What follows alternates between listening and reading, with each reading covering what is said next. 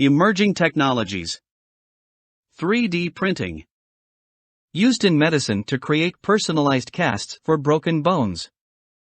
Also used to make replacement organs and blood vessels using the patient's own cells. Can be used to manufacture houses using large-scale printers.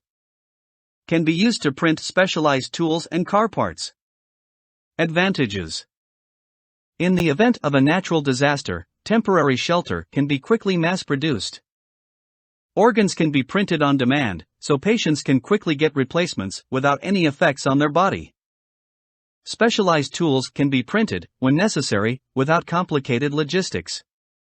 Disadvantages. 3D printers can be used to create guns or weapon parts. This is very dangerous.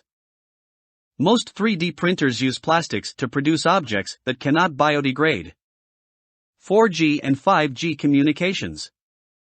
4G and 5G are the new generations of mobile data transfer. They offer substantially higher download and upload speeds. This improves the experience of streaming online video and downloading large files. The increased speeds means that organizations can make use of mobile devices further, with large quantities of information being transmitted over large distances. Get complete notes in PDF and book form from Amazon store, link given in description.